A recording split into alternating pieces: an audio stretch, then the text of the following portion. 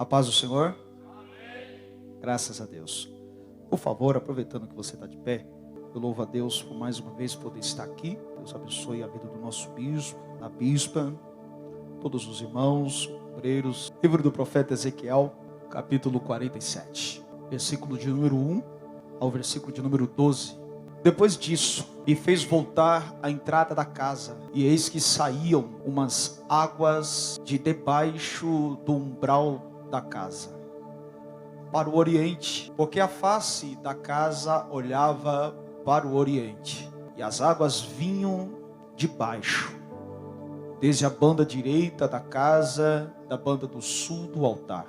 E ele me tirou pelo caminho da porta do norte, me fez dar uma volta pelo caminho de fora, até a porta exterior, pelo caminho que olha para o oriente, eis que corriam umas águas, desde a banda direita. Saiu aquele homem para o oriente, tendo na mão um cordel de medir, e mediu 1000 côvados, e me fez passar pelas águas, águas que me davam pelos tornozelos, e mediu mais 1000, e me fez passar pelas águas, águas que me davam pelos joelhos, e mediu mais 1000, e me fez passar pelas águas, águas que davam pelos lombos, e mediu mais 1000, e era um ribeiro, que eu não podia atravessar, porque as águas eram profundas, águas que se davam a passar a nado, ribeiro pelo qual não se podia passar. E me disse: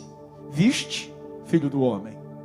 Então me levou e me tornou a trazer à margem do ribeiro, e tornando eu, eis que à margem do ribeiro havia uma grande abundância de árvores, de uma e de outra banda. Então me disse: estas águas saem para a região oriental, e descem a campina, e entram no mar, e sendo levadas ao mar, sararão as águas. E será que toda criatura vivente que vier por onde quer que entrarem esses 2 ribeiros viverá, e haverá muitíssimo peixe, porque lá chegarão essas águas e sararão, e viverá tudo por onde quer entrar esse ribeiro. Será também que os pescadores estarão junto dele, desde em Gede até em Eglaim. Haverá lugar para estender as redes. O seu peixe, segundo a sua espécie, será como o peixe do mar grande, uma multidão excessiva. Mas os seus charcos e os seus lamaceiros não sararão, serão deixados para o sal. E junto do ribeiro, a sua margem de uma e de outra banda, subirá toda sorte de árvore que dá fruto para se comer. Não cairá a sua folha, nem perecerá o seu fruto. Nos seus meses produzirá novos frutos, porque suas águas saem do santuário. E o seu fruto servirá de alimento, e a sua folha de remédio. Tome seu assento. Queridos irmãos, os profetas do Antigo Testamento, eles lidam em grande medida com a idolatria de Israel, com a corrupção moral, tanto nas questões públicas quanto nas questões particulares dos hebreus. Esses profetas, eles proclamavam juízo divino contra uma nação rebelde, mas também eles falavam de uma redenção futura, um novo êxodo, uma nova aliança, de uma Jerusalém restaurada, uma dinastia davídica reavivada, um reconhecimento mundial de que o Senhor e o seu Messias traria uma paz para toda a nação. Todos os contornos e o vasto alcance da mensagem dos profetas, especificamente aqui do profeta Ezequiel, são também semelhantes a tudo isso que eu acabei de falar. Ou seja, o profeta Ezequiel, ele vai lidar com a idolatria, ele vai lidar com a corrupção, ele vai lidar com as negligências espirituais, e isso tudo se tratando de uma nação que tem o nome de Deus. As informações sobre este profeta Ezequiel, elas estão extraídas a partir do seu livro. Quando você lê o capítulo 1 do livro do profeta Ezequiel, Ezequiel está com aproximadamente 30 anos de idade, quando então ele recebe um chamado de Deus para ser profeta em uma nação presa na Babilônia. Ezequiel era de família sacerdotal, chamado para ministrar aos exilados nas terras de Nabucodonosor. E é ali, junto ao rio Quebar da Babilônia, Ezequiel começa a receber algumas visões e revelações junto ao mar, ou o rio Quebar. Se você pegar todos os 48 capítulos do livro do profeta Ezequiel, a mensagem desse profeta está intrínseca com a religiosidade engessada praticada no templo do Senhor. Se você analisar friamente todos os capítulos, você vai ver que a mensagem do profeta Ezequiel está ligada ao centro da fé dos judeus, que era o templo construído por Salomão. A adoração, na visão de Ezequiel, e a sua mensagem confronta, a adoração dos judeus dentro do templo era repleta de rituais mecânicos. Era uma adoração vazia da essência de Deus. Por inúmeras vezes, Deus, na boca de Ezequiel, convida o povo para uma profundidade espiritual. Neste momento, Jerusalém está rebelde, insiste em cultos repletos de uma estética perfeita, porém sem uma dinâmica espiritual. Se pudéssemos resumir a mensagem do profeta Ezequiel, resumiríamos que ele clama por um reavivamento do culto no templo e sinceridade na adoração. Aliás, é justamente o templo de Salomão, uma das maravilhas do mundo antigo, símbolo do culto judaico, o causador do cativeiro da Babilônia. Olha que contraste: o local aonde deveria ser um hospital, um local aonde deveria ser um momento de relacionamento com Deus, um local onde deveria ser o local de profundidade, ou se aprofundar, mergulhar nos rios de Deus, se tornou justamente o objeto que vai levar eles ao cativeiro da Babilônia.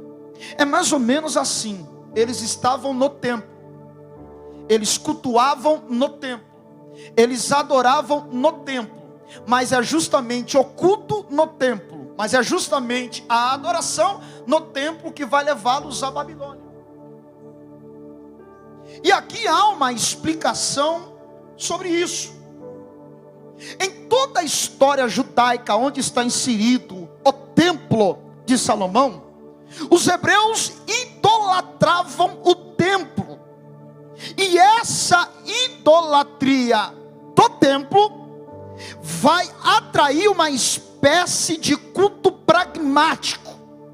E foi justamente essa essência vazia, essa adoração rasa, que levou Deus a disciplinar o seu povo por mão de Nabucodonosor.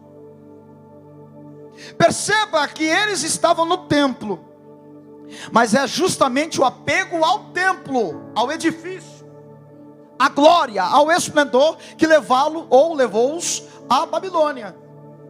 E a primeira coisa que Nabucodonosor fez ao entrar em Jerusalém foi destruir o templo. Justamente o fator de orgulho, justamente o fator da idolatria, porque eles não só adoravam a Baal e a outros deuses, mas eles adoravam o templo, e não o Deus do templo.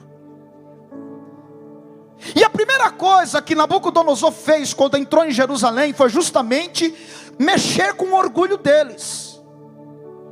Eu não sei se você já percebeu que todas as vezes, quando você começa a ler os livros históricos, a história de Israel, toda menção que é feita ao templo era o templo de Salomão. Poucas vezes ou raras vezes os hebreus diziam: nós vamos adorar no templo do Senhor. Mas toda referência ao templo era o templo de Salomão. Aí Deus, na sua soberania, olha para a terra e diz: é templo do Salomão?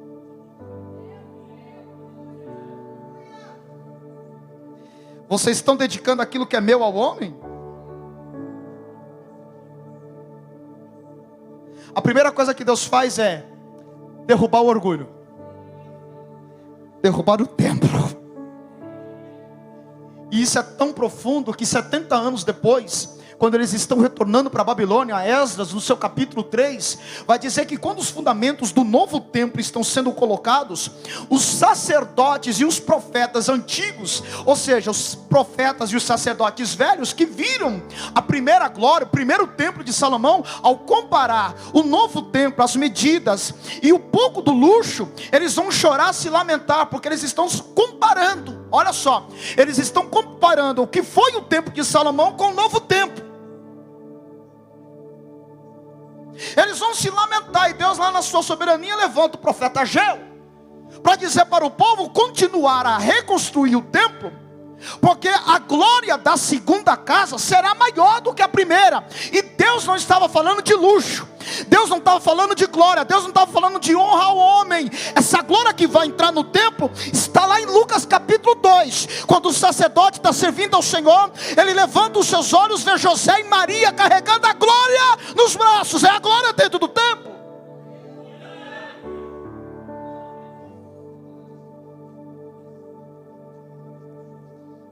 Eu não sei se você entendeu que o evangelho está muito judaizado. Estão trazendo símbolos judaicos para substituir a cruz. Todo apego humano a objetos, todo apego humano a pessoas, todo apego humano a locais, Deus faz cair por terra para mostrar para você, para mim, que a glória não é do homem, que a glória não é minha, que a glória não é sua, a glória tem que ser dada para Ele. E olha que coisa interessante, e é por isso que algumas coisas não acontecem. A última mensagem que eu ministrei aqui, eu falei que não adianta você estar em atividade no templo se você não adorar primeiro o Deus do templo. Olha para cá. Foi nesse momento que Deus começou a remover o misticismo religioso dos judeus. A gente condena os nossos irmãos católicos, mas em alguns lugares estamos semelhantes a eles ou pior que eles. Deus, diga comigo, Deus derrubou o templo de Salomão. O que deveria ser um local de adoração profunda, lugar de intimidade, virou formalismo litúrgico, misticismo barato. Deus queria uma profundidade de relacionamento nos ajuntamentos dos judeus no templo, mas eles ofereciam rituais mecânicos. Olha aqui ó, observe, nunca confunda barulho com avivamento. Nunca confundo o raso com o profundo. Nunca misture animação com culto avivado. Posso pregar? Deus não é um Deus que gosta de distâncias, ainda que você não saia do templo. E a maior lição e a maior realidade disso é o Evangelho de João. Se você ler todos os 21 capítulos do Evangelho de João, você vai ver que o Deus da religião dos judeus, que distanciou o homem de Deus, vai mostrar-nos por intermédio de Jesus Cristo, que Deus agora está presente no meio deles, e o verbo estava com ele, e habitou entre nós, e ele se assemelhou a nós. Se você ler o Evangelho de João, Deus na pessoa de Jesus Cristo está encurtando a distância que os homens fazem de Deus, porque a ideia que nós temos de um Deus no Antigo Testamento, com um chicote na mão, bem esperando você errar, e na primeira pisada de bola, ele desceu o castigo, ou desceu o rei nas suas costas. Não é isso. Isso foi provocado pela religião.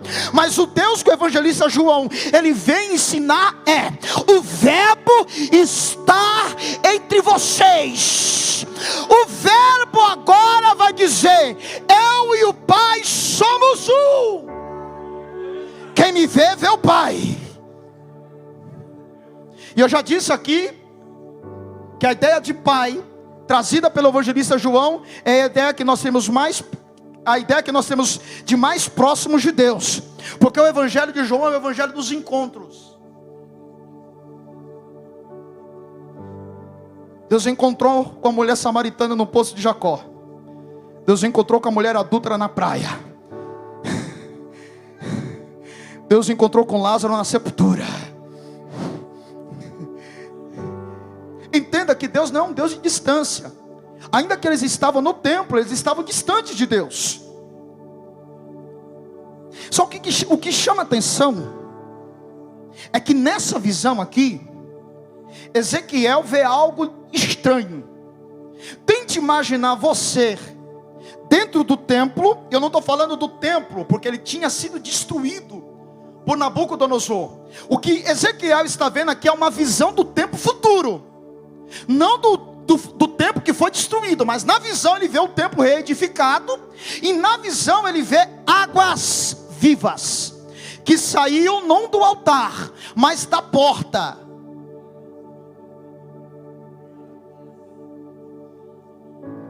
Ezequiel vê debaixo da porta uma fonte das águas fluindo para fora do templo e formando um grande rio que deságua no mar. E os estudiosos dizem que esse mar, citado no capítulo 47, era o Mar Morto. Mar Morto pela quantidade de sal. E olha o que o texto está dizendo: que essa fonte que sai da porta do templo vai formar um fluxo. E esse fluxo tem direção ao Mar Morto. E a profecia diz: nessas águas, aquilo que está morto, ele vai tornar a viver. Ele vai tirar a água ou sal do Mar Morto, vai tirar toda a sanidade, e os peixes vão voltar para o mar. E tem mais: os pescadores voltarão e pegarão grandes quantidades de peixe.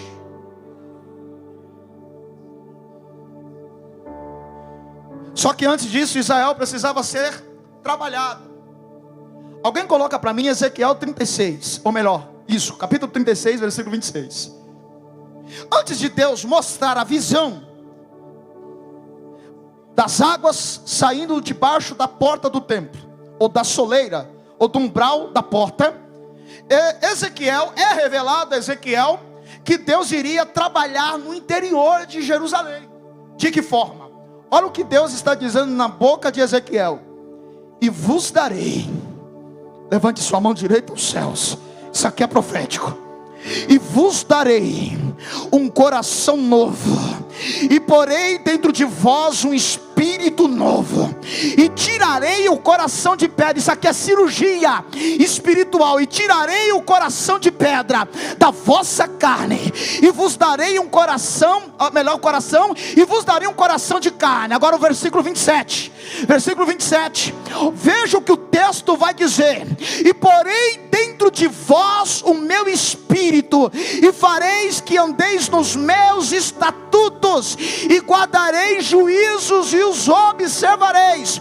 Agora se atente, antes da formação do rio, antes que as águas dos rios cure o mar salgado, Deus está dizendo: eu vou trabalhar no coração, eu vou trabalhar pelo lado de dentro. Levanta a sua mão profética aos céus. Isso aqui cabe para a tua vida espiritual, cabe para a tua casa, para o ano novo que vai se iniciar. Deus vai fazer uma cirurgia espiritual, aonde tem insensibilidade, Deus vai colocar sentimento, Deus vai colocar vida, aonde tem coração de pedra.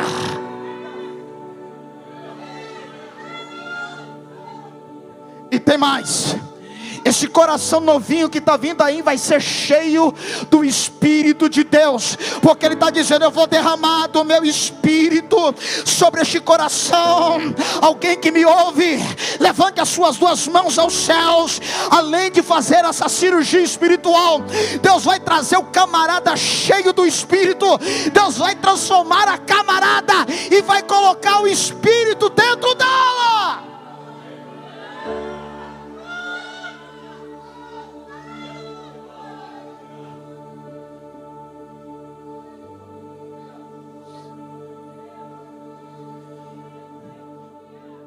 Só que Deus fala para Ezequiel: Ezequiel,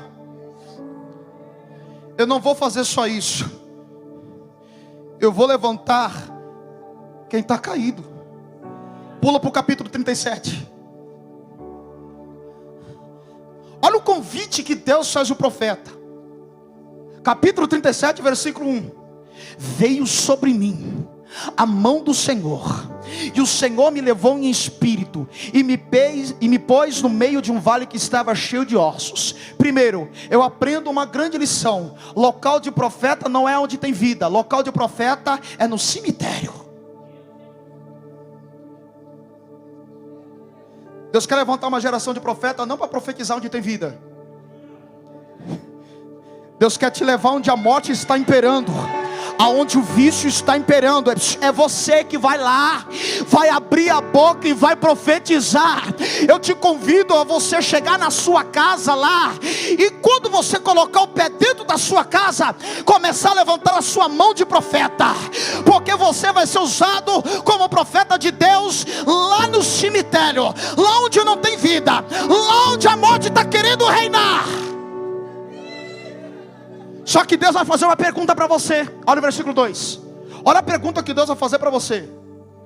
E me fez andar no meio ao redor deles, e eis que eram muito numerosos sobre a face do vale, e estavam sequíssimos. O 4, 3. E me disse: filho do homem, poderão reviver esses ossos? Isso é um teste da tua fé. Você vai chegar como profeta onde a morte está querendo reinar, e você vai ser desafiado na sua fé. Essa pergunta aí é retórica. Deus sabe da resposta, só que Ele pergunta para desafiar a fé do profeta. Porventura, esses ossos. Detalhe que Deus não mostrou resto de cadáver. Deus não mostrou corpo em estado de decomposição. Deus mostrou ossos. Alguém me ouve? Diga amém.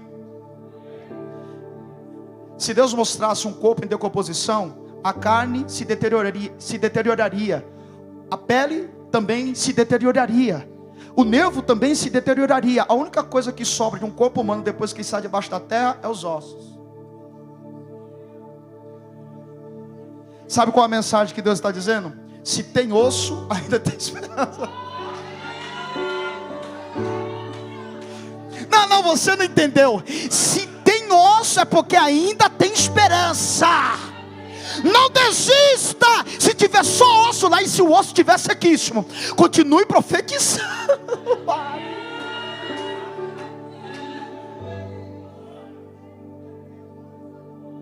Porventura poderão reviver esses ossos? Deus sabe a resposta, só que Ele vai testar a fé do profeta. E o profeta entendeu a pergunta. Quando o profeta diz assim: tu sabes. O profeta está dizendo para Deus: só tu tem a fonte de vida. Homem nenhum tem poder de levantar ninguém.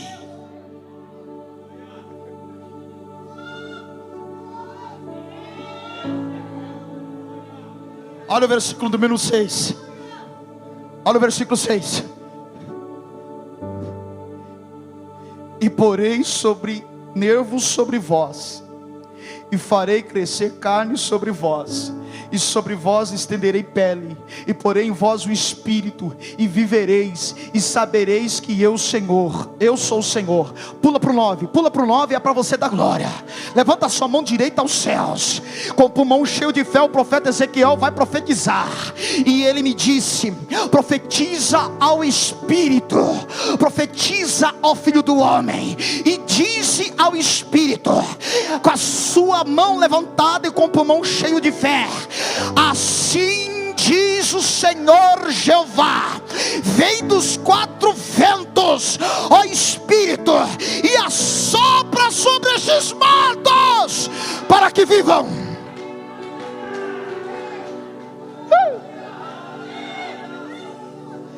Eu estou dizendo que você vai ser usado aonde a morte está tentando imperar, mas na tua boca tem a palavra de vida.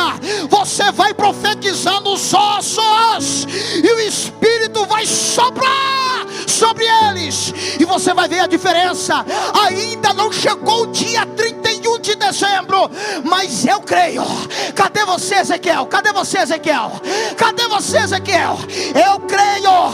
Até o dia 31, a profecia que sair da minha boca,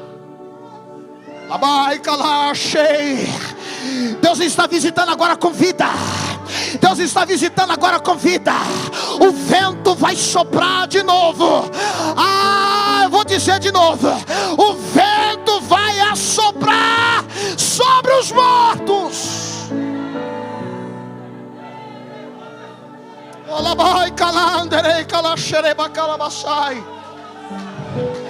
A sua casa vai ser restaurada, a sua família vai ser restaurada, o seu filho vai ser visitado pelo soprar do vento. Olha o vento, o vento vai soprar aonde ele estiver.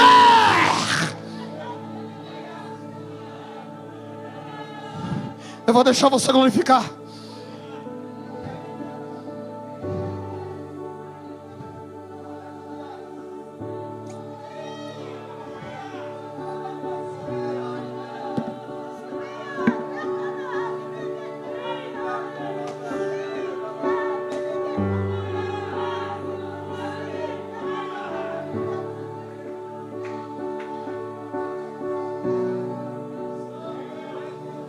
Soprar. Quando o vento soprar, o que vai acontecer? Primeiro, um reboliço.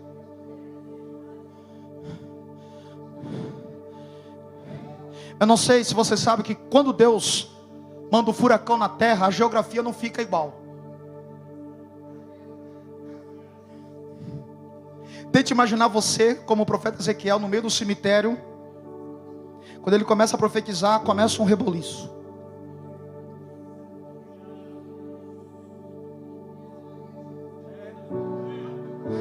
Diga para alguém que está perto de você, diga: quando houver o reboliço, é porque o vento está começando a soprar.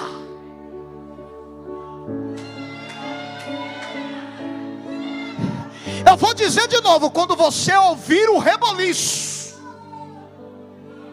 sabe aquelas coisas estranhas que você não acredita? Sabe aquela coisa que você vai ver assim e diz: isso só pode ser coisa de Deus? É reboliço. Quando você ouvir o barulho do reboliço, os ossos vão começar a se mexer.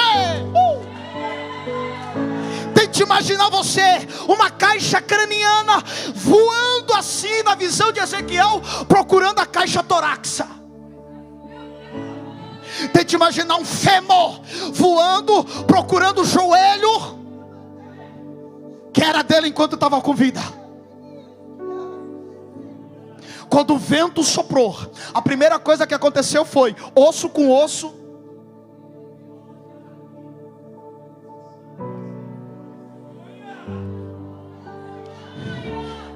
Levanta a sua mão direita aos céus. Não tem vida, não tem restauração se o osso não tiver no lugar. Para ele soprar tem que ter organização. As coisas têm que estar no lugar. Se o osso com o osso não se juntar, pega na mão dele, pega aí, pega. Diga para ele: o teu osso tem que estar ligado com o meu osso, senão a gente não cresce. Quem anda de mão dada, o único resultado é crescimento. É crescimento. Diga para quem está perto: se a igreja andar de mãos dadas, nós vamos crescer. Nós vamos crescer. Osso com osso tem que estar no lugar. Alabás. Adarei calandaraba calabachai. Essa história de osso com osso, procure o outro osso, não cabe aqui dentro.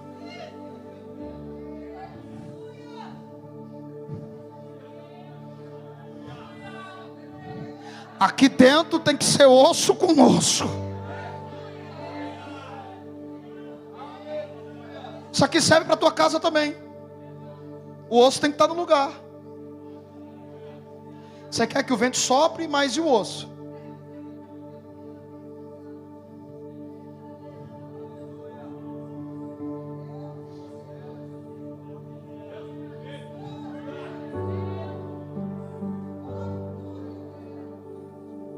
Depois que os ossos se juntaram,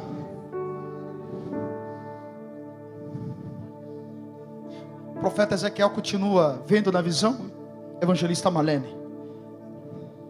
Porque uma coisa é ser esqueleto, mas uma coisa é ver os nervos sendo estendidos sobre os ossos.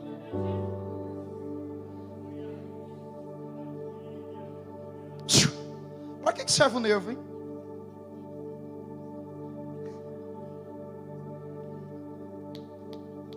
Eu só consigo fazer isso aqui, ó, por causa do nervo. Eu só consigo fazer isso aqui, ó, por causa do nervo. Eu só consigo fazer isso aqui, ó, por causa do nervo. Sabe o que Deus está dizendo? Está na hora de você se mexer. Porque não adianta osso com osso estar no lugar e você não fazer nada, criatura. Diga para ele, diga para ela: o nervo é para você se mexer.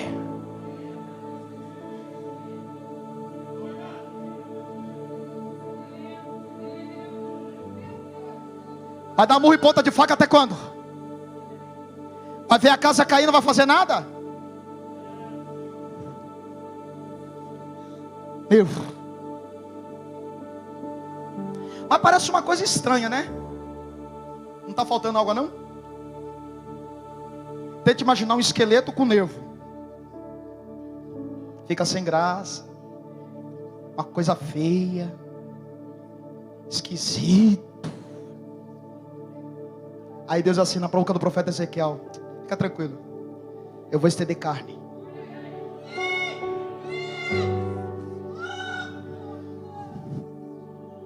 Era esqueleto, mas agora está recebendo um enxerto de carne. Diga comigo, diga assim comigo: a minha profecia vai ganhar corpo.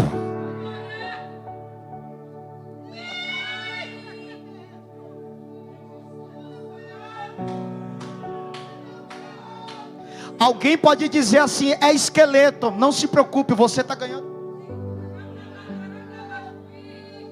Alguém pode dizer: essa família não tem jeito, mas não se preocupe, você está ganhando. Diga para quem está perto de você: não importa o que dizem, o que importa é que no secreto você está ganhando. Você pode adorar a Ele. Eu quero te dizer uma coisa: você está ganhando corpo. Não importa o que dizem. Pode vir a crítica que vier, pode vir o falatório que vier. O que importa é que eu estou ganhando corpo. Alguém está falando, mas eu estou ganhando corpo. Alguém está criticando, mas eu estou ganhando corpo.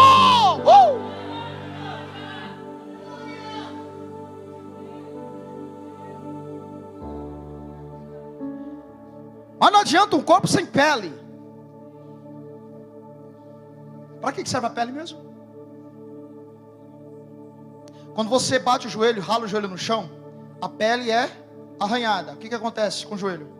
Infecciona. Seu joelho só vai sarar novamente quando a pele nova.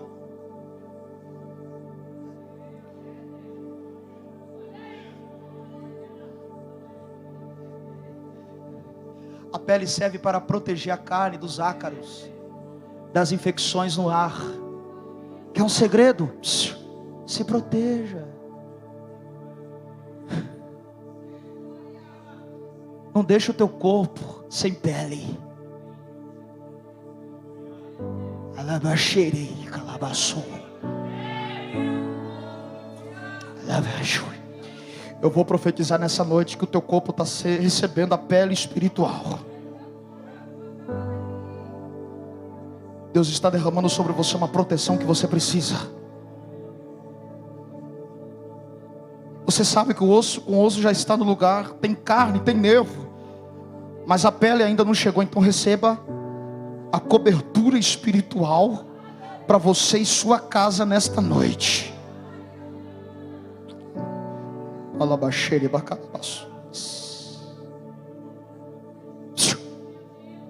Aqui.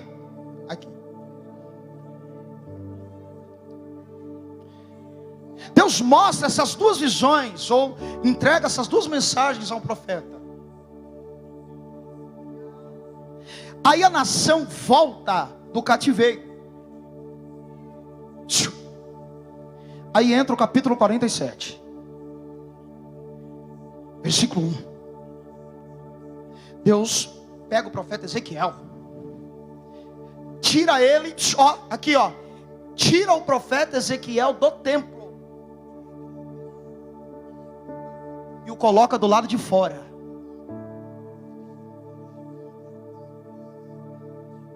Eu disse que o templo era o orgulho dos judeus, e na visão Deus está tirando Ezequiel do templo, está mostrando o templo pelo lado de fora. Quando ele está do lado de fora do templo, ele olha para a porta e vê que umas águas vivas estão subindo.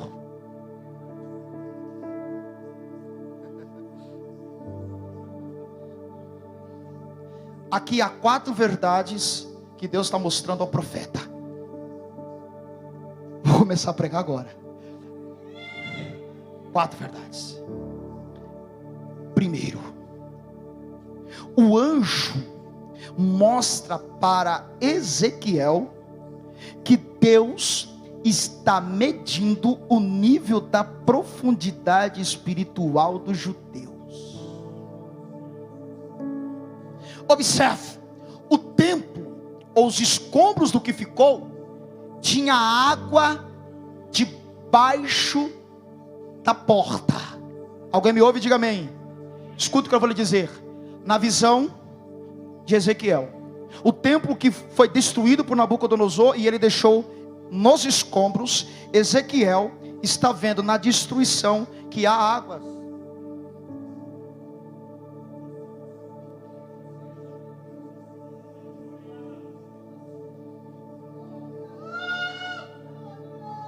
Pode estar destruído,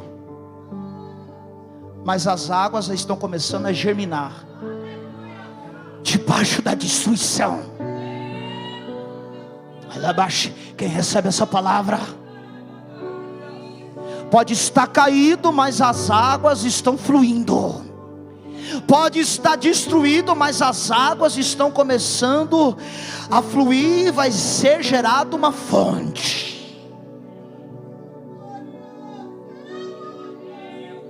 O anjo, ao tirar Ezequiel do templo e mostrar o templo pelo lado de fora, está ampliando a visão do profeta, levando ele para fora do templo, tendo na sua mão uma trena, uma régua, um cordel de medir, que não passava de uma espécie de fita métrica, ou quando então um pedaço de pau, para medir. Eu disse que quando Deus manda o anjo e tira Ezequiel do templo e mostra pelo lado de fora, ele está dizendo para Ezequiel que Deus está medindo o nível de profundidade dos judeus por intermédio da sua régua.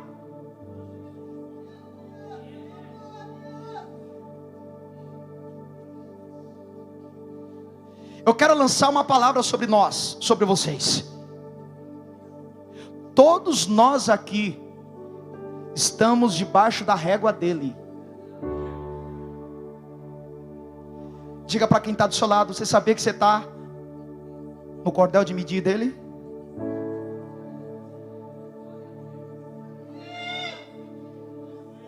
Detalhe, aqui ó, essa aqui é para você dar glória. Detalhe, ele está medindo, não dentro do templo.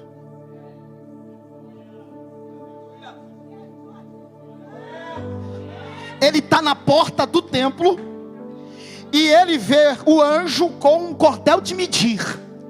E ele está medindo da porta a 1000 côvados para fora dela. 1000 côvados, 500 metros, não é muito longe, é 500 metros.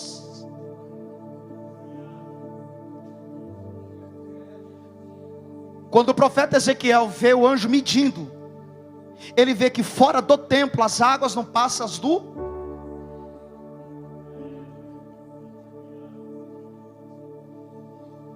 Entenda uma coisa, Bruno, demais irmãos, Deus não te mede aqui dentro.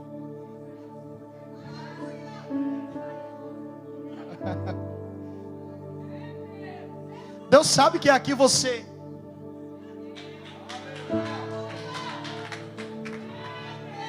Deus sabe que aqui você é um marido, ó. Deus sabe que você aqui é uma esposa. Deus sabe que você é um filho obediente. Eu quero ver depois da porta. Eu quero saber aonde estão as águas. Detalhe, Deus revela a Ezequiel que as águas não estão passando do tornozelo.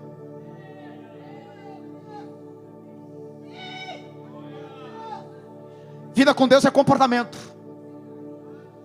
Adoração é comportamento.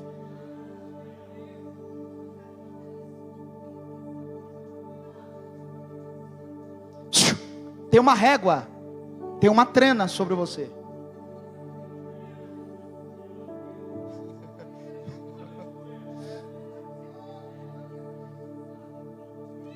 O que está sendo dito a Ezequiel é que há uma fonte dentro do templo, e mesmo assim uma distância, ou a uma distância de 500 metros, as águas não passam dos tornozelos. Não precisa ir muito longe. 1000 côvados, 500 metros. Escute, deixa eu espiritualizar a coisa.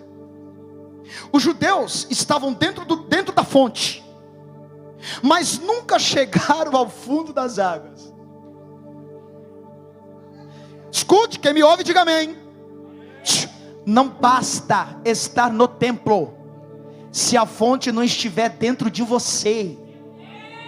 Escute, Deus não mede espiritualidade de ninguém baseado com que frequência você vem ao templo. Deus mede a profundidade com a sua régua a partir da sua devoção.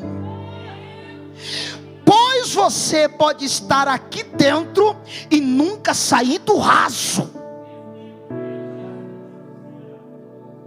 Deus não prioriza suas atividades no templo. Deus prioriza suas atividades com o dono do templo. Se você estiver na fonte e não mergulhar mais profundo, suas águas nunca vai passar dos artelhos. O que adianta estar no rio em dia de calor sem mergulhar dentro dele? O que adianta você estar aqui, mas não estar aqui? Diga comigo, número 1. Deus mede a profundidade a partir da porta para fora.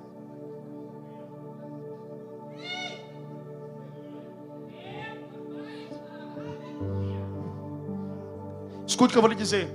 Ninguém consegue enganar por muito tempo todo mundo ao mesmo tempo. Na régua de Deus, Deus não vai permitir vida dupla. Na régua de Deus, você não pode ser um crente adorador aqui e em casa ser um espancador, varão. Na régua de Deus, a família tem que ser a sua prioridade. Depois você vem adorar. Não venha adorar se a sua família não for a sua prioridade. Você está na régua dele.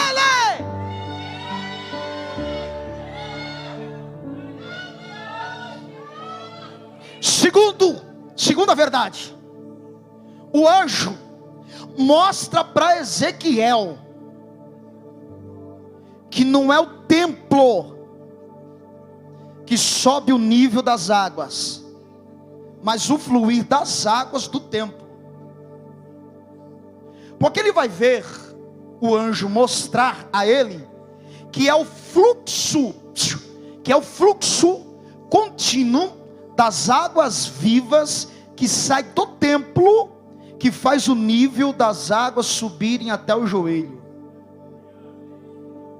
O anjo mede mais 500 metros, 1000 côvados. Quando o profeta olha para baixo, no joelho.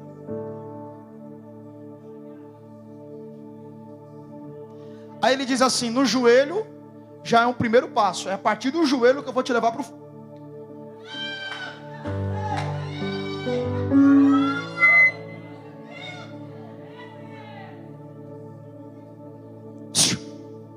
Interessante que não era o templo que fazia o nível subir, era a fonte que estava dentro do templo que faz as águas subirem. Quando o profeta vê, quando o anjo mostra para Ezequiel que é a partir do templo que o nível sobe, quem quer ter o seu nível lá em cima? Eu aconselho a você beber da água. Agora o que chama atenção, prepara aqui Gênesis capítulo 1, Gênesis 1. Olha o que o texto está dizendo. Eu estou dizendo que quem faz o nível da água subir é a fonte das águas vivas. Olha o que o texto diz de Gênesis 1. No princípio, criou Deus os céus e a terra. Continue. E a terra era sem forma e vazia, e havia trevas sobre a face do abismo, e o Espírito de Deus se movia sobre a face. As águas já existiam. Aí a partir do versículo 3, Deus vai dizer: haja luz, houve luz. Haja separação da terra seca da porção molhada. Haja estrelas. Ele cria a vegetação e por fim ele cria Adão e Eva. Mas ele não cria as águas, porque as águas já existiam. Agora Apocalipse 22, versículo 1.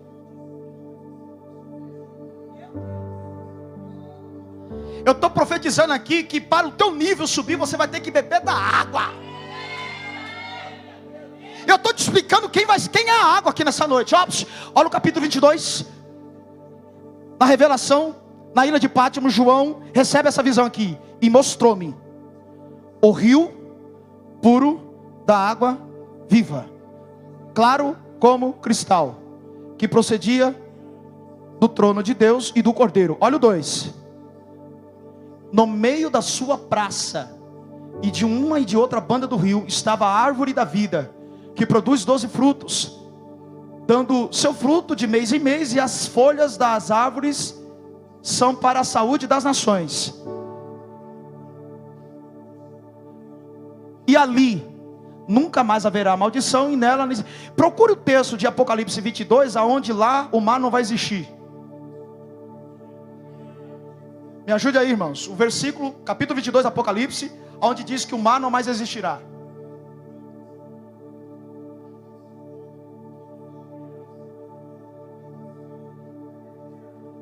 Às vezes a mente falha, faz parte. Acharam? 21, versículo 2. Desculpa, errei o capítulo. 21, 1. Olha só. E vi um novo céu. Isso aqui é eternidade. E uma nova terra. Porque já o primeiro céu e a primeira terra passaram. E o mar. O rio da vida do Apocalipse 22, ele é figurativo. Não é água. É o próprio Deus. Mas aqui ele está dizendo que o mar não vai mais existir. Espera aí. Lá no princípio, ele não cria água, porque a água... E aqui ele está dizendo que a água não mais existirá. E quem é essa água? João capítulo 4. Vamos lá? João capítulo 4. João capítulo 4, eu vou explicar. Ele não criou a água lá no princípio, porque ele é a própria água. E lá não vai precisar de água, porque ele é a própria água. Olha o versículo 26. Capítulo 4, versículo 26. Ele está em discussão teológica com a mulher samaritana. E a discussão está no poço. O que é que tem no poço? O que é que tem no poço, gente? Tem água. Os judeus dizem que vocês devem adorar em Jerusalém. Nós aprendemos que a adoração é em Samaria. Chegará o dia, e agora é, que os verdadeiros adoradores adorarão o Pai em espírito e em verdade. A mulher pergunta para ele: aonde tem essa água, para que eu não venha mais buscar o poço? Olha o versículo 26. Jesus disse-lhe: eu sou o que falo contigo. Ele é água. O nível só vai subir quando você aprender a beber a água da fonte. A água limpa, a água lava, a água refresca, a água mata a sede. Pega na mão de alguém, pega na mão de alguém e diga: nós vamos mergulhar no rio e beber da água nessa noite. Diga: eu quero subir o nível.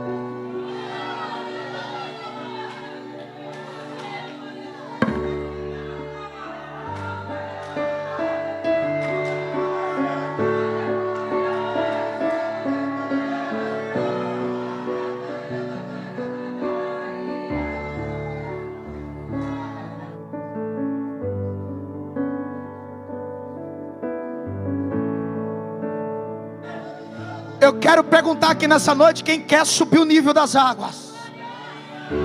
Então mergulhe na água.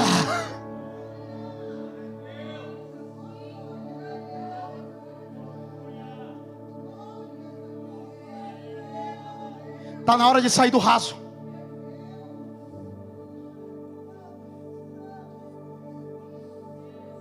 Terceiro, o anjo revela ao profeta Ezequiel que a profundidade de Deus, é isso aqui, ó. O anjo revela ao profeta Ezequiel que a profundidade de Deus exige exclusividade. O anjo mede mais 1000. As águas, a cintura. Eu estou dizendo aqui que o anjo revela ao profeta Ezequiel que na profundidade de Deus, Deus requer e exige exclusividade. Estar com água na cintura não é sinônimo de exclusividade. A metade está para fora.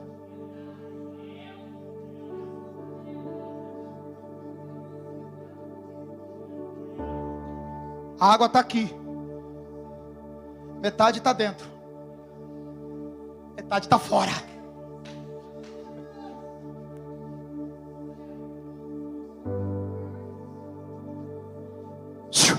Jesus vai dizer em Mateus capítulo 6, 24: não podeis servir a dois senhores.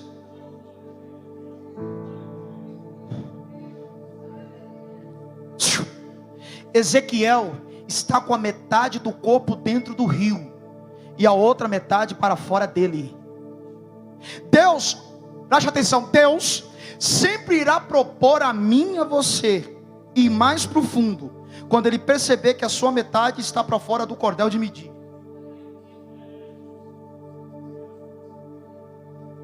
Eu acho tão lindo que Deus fala de uma forma fluente aqui, gente.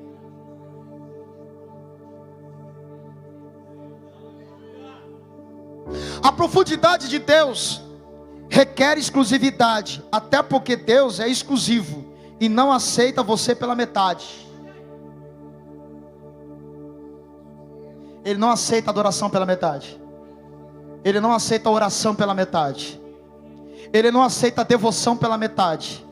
Ele não aceita você pela metade. Você tem que ir para dentro.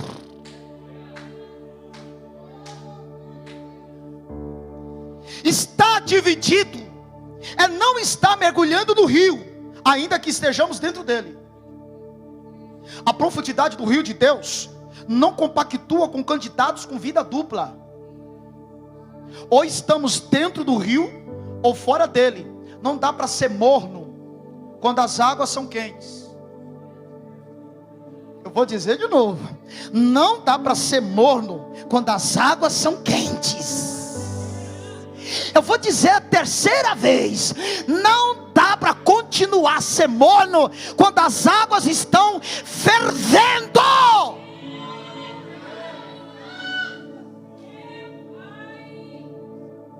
Último culto do domingo.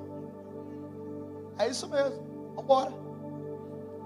O mais interessante é que isso me faz lembrar de 4 personagens bíblicos. Se o anjo estivesse satisfeito com Ezequiel pela metade, ele não o convidava para medir mais 1000 côvados. Ele mediu mais 1000, a água estava pela cintura. Não estou satisfeito. Tem mais. Tem mais. Interessante, quem está com a fita métrica é ele, né? Não é Ezequiel.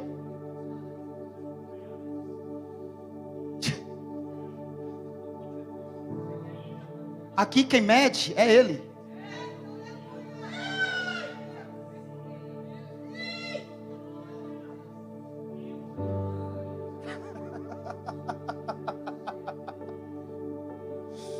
Eu já vou terminar. Essa história de estar metade para dentro, metade para fora, me faz lembrar 4 personagens: Eutico, Jezabel, Mical e Davi. O que eles têm em comum? Janela.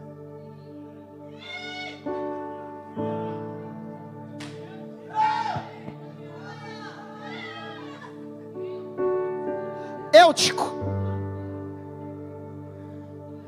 Paulo pregando. Não é evangelista Sérgio, era Paulo pregando.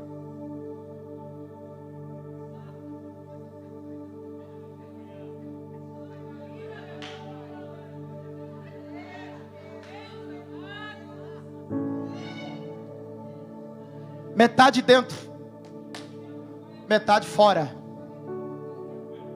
Aliás, a janela não é um local para um crente ficar.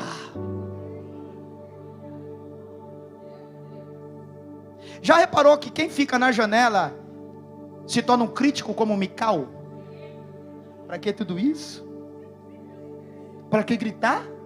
Quem está com problema sou eu grito a hora que eu quiser.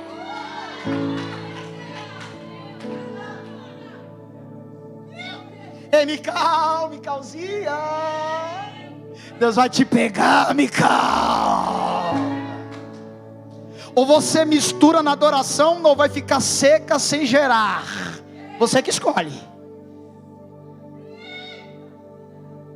Sem falar de Jezabel, a Bíblia diz em 1º livro de Reis, capítulo 9, versículo 30, que ela ia para fazer o que na janela? Se pintar toda. Nada contra, hein? Pelo amor de Deus. Se pintava toda. Mas essa pintura dela era para seduzir. Não está dentro, está pela metade.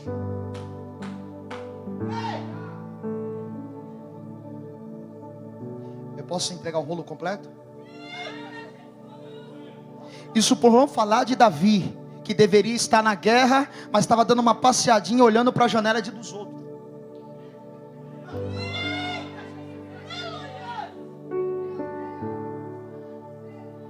Cala-te boca.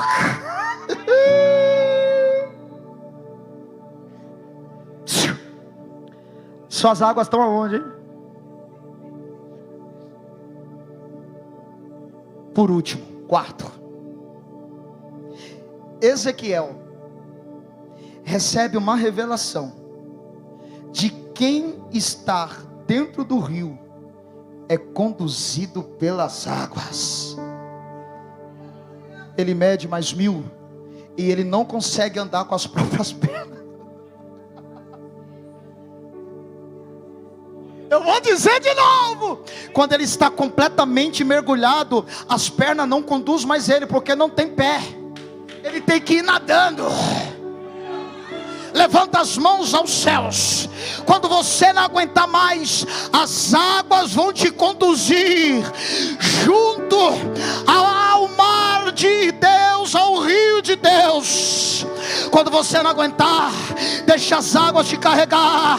Quando a dor for maior do que a sua fé, deixa Ele te conduzir. Quando a sua família estiver indo por baixo, Ele te diz: eu é que carrego, eu é quem te conduzo. O casamento não vai naufragar, a família não vai naufragar, o ministério não naufraga, porque eu te conduzo nas águas. Seja conduzido pelas águas. Feche os teus olhos, fecha os teus olhos. Seja conduzido pelas águas. As águas hoje te carregam.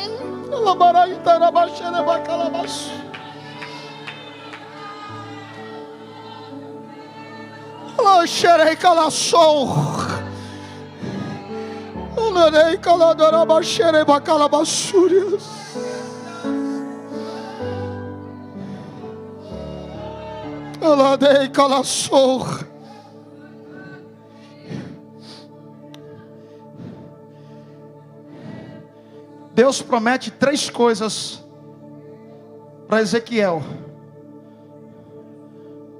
quando alguém está mergulhado no rio. Quem recebe, diga amém.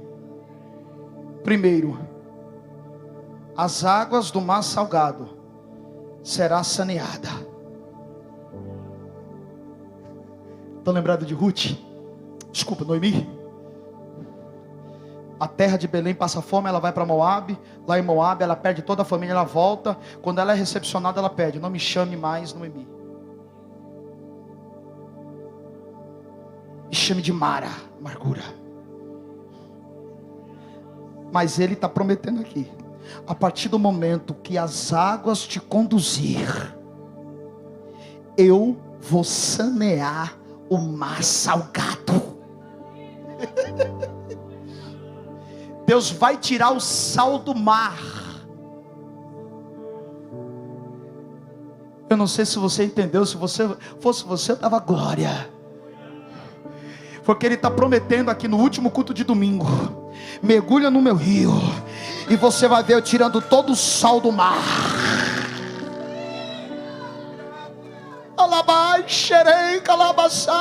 Eu vou espiritualizar a coisa. Levanta a mão aos céus.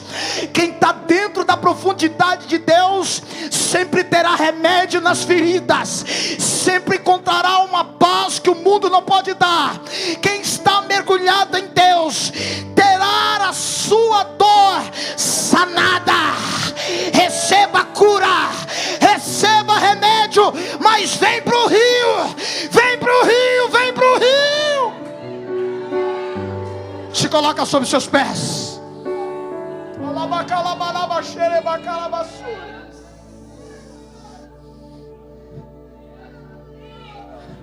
Quem me ouve, diga amém. Segunda coisa que Deus promete ao profeta Ezequiel, quando ele está mergulhando nas águas e as águas o conduzindo.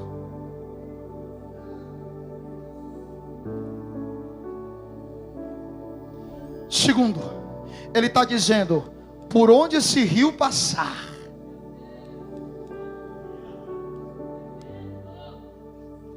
as folhas murchas das árvores não mais vai existir.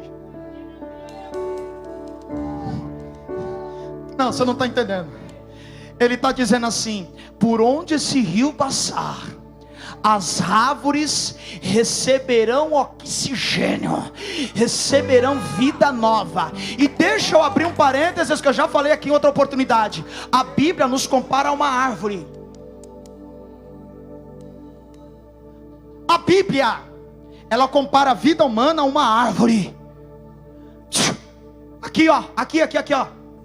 Salmo 52, versículo 8. Davi já é rei, mas ele está dizendo: eu sou como uma oliveira verde na casa de Deus. Ele é rei, mas se considera imaturo. João capítulo 15, Jesus vai dizer: eu sou a videira, e vós os ramos. Quem está em mim e eu nele, esse vai dar muito fruto.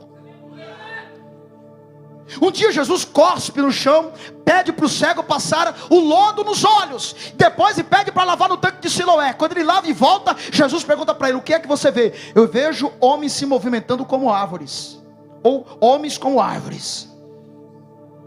Jó, diante de toda a sua situação, no capítulo 14, ele vai se considerar uma árvore cortada, mas o tronco está lá, ao cheiro das águas, brotará e dará uma planta como nova. Se a Bíblia humana nos compara a uma árvore, então entenda uma coisa: todo fruto que você produzir, você não vai usufruir dele, os outros se alimentarão do seu fruto. Você nunca vai ver a manga comendo a mangueira comendo a própria manga.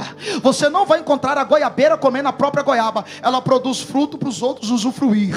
Isso é vida. Por onde esse rio passar, você vai produzir na vida de quem está caído. Entenda uma coisa: se somos uma árvore, para produzir tem que estar em pé. A árvore caída não reproduz. Para estar em pé precisa ter raiz. Sem raiz não fica em pé. E toda árvore é útil na fotossíntese de Jeová. Na fotossíntese dele, ninguém é desprezado. Até uma abobeira serviu de sombra para o profeta.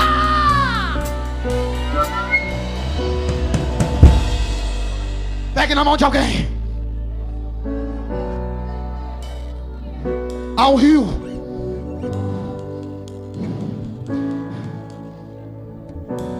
Terceira coisa que Deus promete ao profeta Ezequiel, quando é conduzido pelas águas, ele mede mais 1000. Ele não tem pé, as águas o conduz. E ele está dizendo na palavra que lemos: eu vou passar com o rio, o mar vai ser, o sal do mar vai ser tirado, e os peixes vão voltar. Pega na minha mão, profeta. Eu profetizo na tua vida que os peixes vão voltar para o mar. A sua mão segurada na mão dele. Aleluia. Eu queria fazer um convite para você. Quem aqui quer mergulhar no rio para que os peixes voltem? Tem alguém que quer mergulhar no rio para que os peixes voltem? Se você quer, vem aqui na frente, nós vamos orar e ungir vocês, para vocês começar 2020 cuspindo fogo e colhendo peixe no mar. E cadê o primeiro? Cadê o primeiro? Cadê o primeiro que quer mergulhar no rio? Eu quero te convidar aqui para que você venha buscar o peixe para levar para sua casa. As águas desse rio vai tirar todo o sal do mar que está lá dentro da tua casa, e o peixe vai voltar.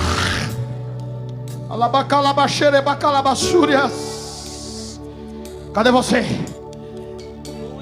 Você que chegou aqui: não, eu quero mergulhar nesse rio, eu quero a volta dos peixes para a minha vida.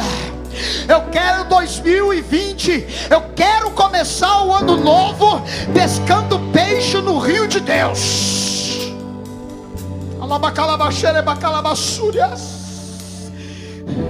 Cadê você? Cadê você? Cadê você? Cadê você? Isso aqui é profético. É profético.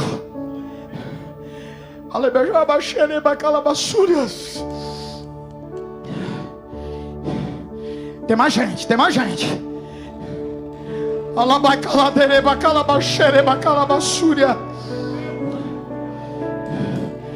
Quem quer mergulhar no rio, levante assim as suas mãos, com seus olhos fechados, o seu rosto erigido aos céus. Diga: Senhor, Passa com teu rio nesse mar salgado. Leva para longe toda a sanidade, toda a doença. Eu quero ser uma árvore frutífera. Diga para ele: Senhor, 2020 eu chorei, 2019 aliás eu chorei, 2019 foi dor, foi muita perca, mas 2020 eu creio na promessa, porque hoje eu vou mergulhar no rio. Quem vai mergulhar no rio? Quem vai mergulhar no rio? Mergulha no rio. 2020 vai ser o ano da colheita dos peixes, porque o rio vai passar.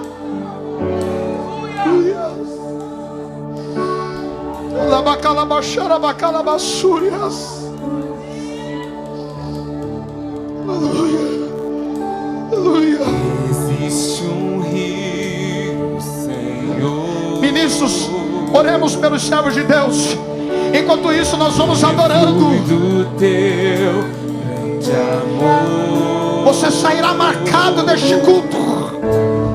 Águas que correm do trono, águas que curam. Chega de uma vida espiritual no raso. Está na hora de vir para o fundo.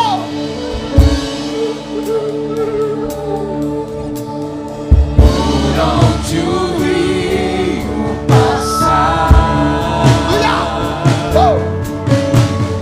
tudo vai transformar,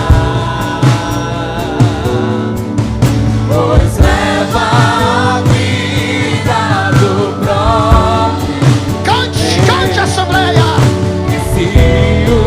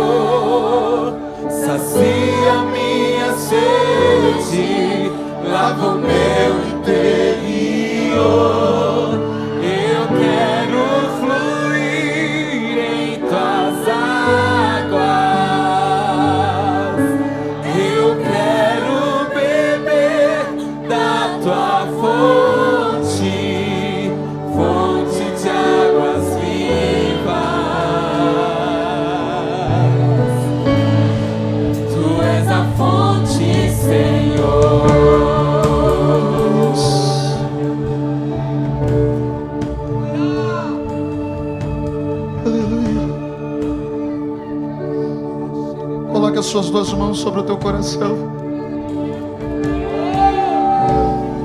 Sinta o rio curando o teu interior. Saia daqui a nado.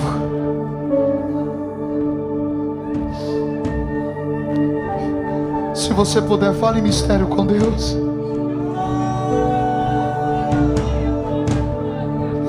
Começa a falar em línguas estranhas. Ou adore a Deus do jeito que você sabe.